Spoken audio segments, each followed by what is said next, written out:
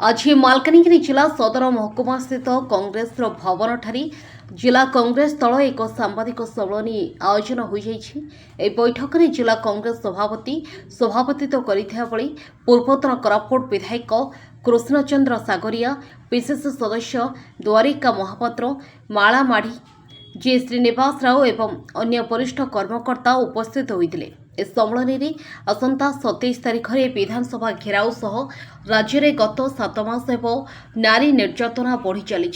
राज्य में नारी निर्यातना बाबद 1600 कोटी मामला होइछि, किंतु आईन श्रृंखला परिस्थिति उद्वेग हो पड़ी। एणु महिला को सुरक्षा देवा नाम कही भोट राजनीति कर चली। एणु यार प्रतिवाद रे राज्य कांग्रेस विधानसभा घेराव करिए बोली कहिसंती।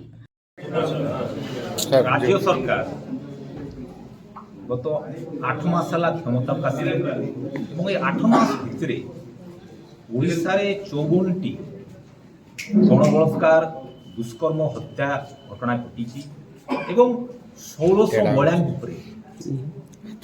विभिन्न प्रकार अत्याचार निर्यातनार संगीन अभियोग ओडिशार सबु जिलार सबु थाना केस खोद मुख्यमंत्री जिला चंपुआ एवं देशर महामहिम राष्ट्रपति जिलार घटना घटी। कांग्रेस पार्टी तरफ विरुद्ध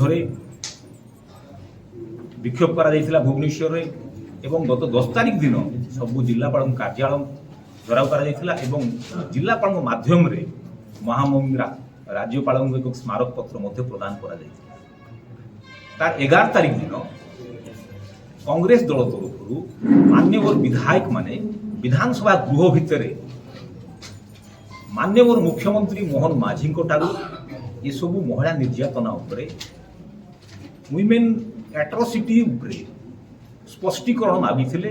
कंक्रीट रिपोर्ट आमको दियो सरकार तरफ यही बाबद कौन उत्तर दिगला नहीं, बर आम मान्यवर विधायक मान अशालीन भाषा गाड़ी गुलज करागला एवं कलर धरी धक्का मरागला, ठेलापेला करागला एवं पवित्र गृहर जो मर्यादा माने सर्वकालीन आ पूर्व तो से घटना घटी नाला, आगक से घटना न घटू आम आशा करुचु। से घटना घटला, यह अति लज्जाजनक।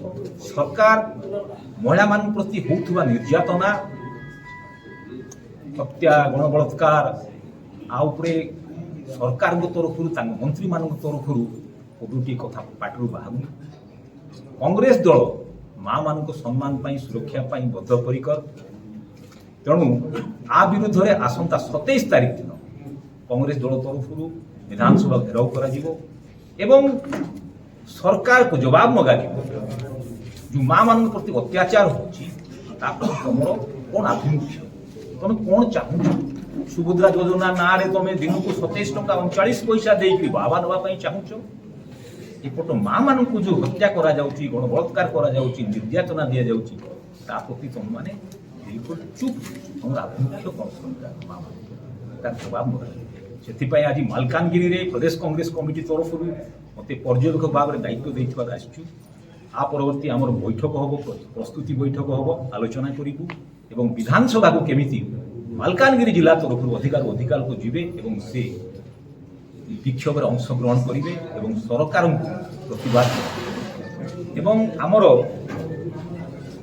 माला माड़ी बाबू आमर पूर्वतन चेयरमैन एवं कांग्रेस विधायक प्रार्थी थे, से जहाँ कहले जो घटना विषय कहले MB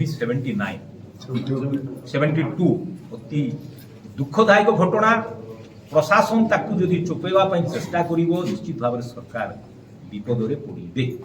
आम निश्चित भाव में केवल मालकानगिरी जिले में नहीं, समग्र राज्य में आम अपराधी मान तुरंत गिरफ करने से दुईटा परिवार को न्याय देवाई आम आंदोलन करूँ।